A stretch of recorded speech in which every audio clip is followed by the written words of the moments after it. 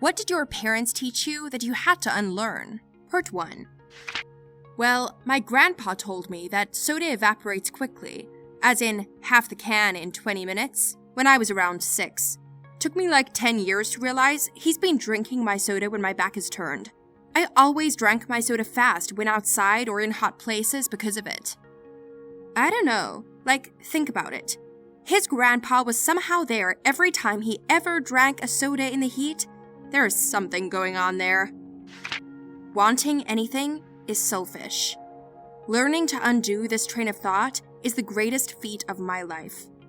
It's still hard for me to attempt for first place in any form of competition. I always feel that someone else is more deserving, so I don't give it my all. If I do win, I'm always certain it was a fluke. This applies to my relationships in the worst way too. I have a hard time dating because I'm convinced that if I date them, that I would be taking them off the market, and someone more deserving would be losing out. Or that I have a strong desire to be dominant in the bedroom, but I'm constantly guilting myself for wanting those things. So I either submiss or beat around the bush. It doesn't matter what I want. I am undeserving, and to achieve is selfish and wrong. Forget that thought process. My parents are deaf, so I had to relearn how to pronounce a lot of phrases and words. Quick question. Do they know farts make a noise? Oh yeah, deaf people do. We know anything vibrating or moving makes a sound. My mother told me I had another middle name one day, Aloysius. I hated it, of course, but eventually came to terms with the idea.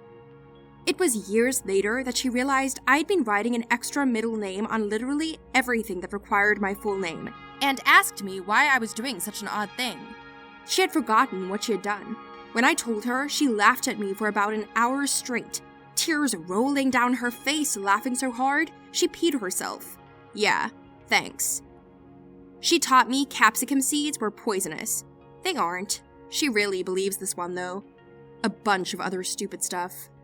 My grandfather thought it was hilarious to threaten me with renaming. He swore he would get my dad to change my name to Wolfgang Helmut IV if I misbehaved. I believed it wholeheartedly. Nobody in my family was ever named Wolfgang Helmut, and I am a female. My mother is convinced all clothes are too tight unless they are falling off you. I looked like a ragamuffin for years until my rich sister-in-law pulled me aside and went, "Sweetie, I'm gonna take you shopping before you ever have to attend any job interviews looking like that." Oh man. When I was 12, my mother bought me 2 new pairs of size 9 jeans because I was just going to keep getting bigger. I was a size 3. 20 years later, I've still never worn a 9 or 10. What food tastes like? Chicken is not supposed to be tough, dry, and chewy. Steak is not usually chewy, flat, and gray. There are more seasonings available than salt and pepper. Once I taught myself to cook, the world just opened up with new flavors and foods. It was the best. My mom wonders why I don't like her steak and accuses me of being lazy and not wanting to chew, when it's a chewy, gray, dry, tasteless mess. To be a bystander, for lack of a better term. My parents are very against me standing up for others, and even myself in some cases. And I had to learn that standing up for other people is the right thing to do. Also, how to pronounce cucumbers. Oh, the cucumber. Many a time I've stood in the supermarket asking for a cucumber and getting confused looks. Quantity over quality. Though my family was economically stable, privileged even, my parents grew up in poverty, so their way of buying was to buy cheap, which definitely should be taken into consideration, but ultimately, if the quality is not there, you end up spending more to continuously replace the item. We could afford to buy things of better quality that would last longer, but that's just not how they grew up. It still hurts me to spill $60 on a nice pair of shoes that will last more than a year, but I have since learned that I would much rather spend the $60 one time rather than getting 3 pairs of $20 no-brand shoes that hurt my feet and fall apart every few months. I remember getting my first job and saving my money for an expensive pair of shoes and nice clothes for school. My parents were livid that I spent good money on overpriced things and didn't care how I looked or that I spent my own money to buy what I liked. I asked them what should I have bought, and they said I should have bought cheaper clothes and shoes. I knew that I had to buy better quality because growing up, the cheap stuff never lasted and didn't look good. That the garbage disposal will not trigger a nuclear reaction and blow up half the world within 5 seconds of being turned on without cold water running. That was a tough one to unlearn. My anxiety over this is such that although I do believe you're probably right, I don't think I could try even flipping the empty disposal on without water running. That fear goes deep. That you don't have to marry everyone you date. My mom was married 7 times and taught us that you never left anyone. No matter if they were horrible to you, took all your money and treated your kids like garbage, and that you could fix them if you married them. It took me a moving out and talking with other people that is not normal, and people break up all the time. Luckily, I never married any of those guys. And that you could fix them if you married them. This right here. I am myself, I can be willing to adapt, but forget trying to fix me after I said yes to a supposedly unbreakable bond. Women marry men hoping to change them, and they don't. Men marry women hoping they'll never change, and they do. They taught me to never disagree with anything. In my household, there was no such thing as no or why. My dad was abusive, and we all sort of just agreed with everything, because disagreeing or questioning anything led to yelling and throwing things and tantrums that lasted days. I grew up learning that the safest way to live was entirely unnoticed. So it took forever, even after I was an adult, for me to speak up or make my own choices or do things I actually wanted to do. I still struggle with it a lot. That you should never do anything for others because nobody will do anything for you.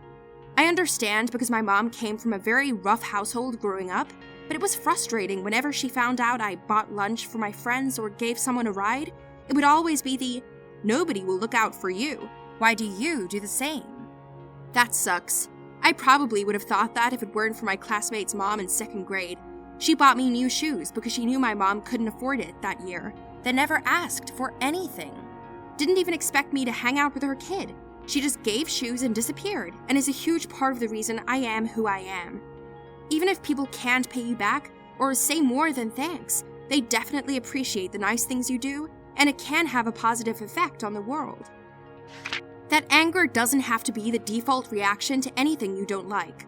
Someone has a different opinion, they're telling you you're wrong and stupid and you should be pissed. Someone make an offhand comment that struck you the wrong way, they're horrible, you should be pissed. Anything, anytime, anywhere happened that you didn't like for any reason, be pissed. No thanks. It makes for a bad life. My mother was and still is like this. Everything she says is about how stupid someone is, even if they didn't do anything wrong. I didn't realize how extremely mean and ill-tempered she was until a few months ago. I just thought it was normal for the longest time. That shouting at or getting violent towards your problems is the only way to deal with things. Occasionally it works, but more often than not, it simply gets a person in trouble. Trying to use it every single time is just silly. My dad thought it was funny to teach my sister, brother, and I the wrong names to things. Sister confuses plates and bowls. Brother confuses forks and spoons. I get confused with beetroot and capsicum. I get it right most of the time now. We trained him wrong, as a joke. My mom is obsessively clean. It took me a couple years into my marriage to stop cleaning to her standards. I am not a dirty person, but I don't have a fit about a little dust on the baseboards. She should see my carpet right now. I've been sewing. There is scraps and threads all over. She'd twitch. My mom is a semi-hoarder, so I would consider you lucky. Cooking chicken. Until college, I thought the chicken was supposed to be dry. I hated it. My buddy cooked me chicken parmesan, and it was the best chicken I ever had. My mom is paranoid and overcooks the hell out of everything to make sure it's safe. Wasn't until I dated someone who cooked with a thermometer that I realized that meat doesn't have to taste like cardboard. I bought my mom an instant read thermometer and have tried to get her to use it, but she can't shake that feeling of, it's not done enough, unless it's been cooked twice as long as it should be. Bonus, she also hates cooking because it takes so long. For example, 30 minutes to grill a steak.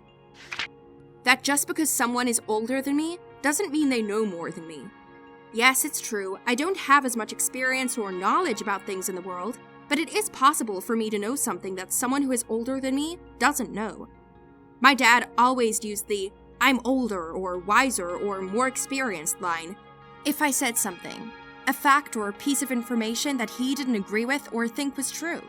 It made me feel a little insecure about what I know and if what I know is right or not. My mom taught me that I had to respect my elders, even if they were possibly wrong because they were older and wiser. My dad, on the other hand, sat me down one day and said, "Son, people are stupid. Just because they are older doesn't mean they know anything from apple butter. I don't care how old they are. If they don't know their ass from a hole in the ground, it's okay to call them dumb.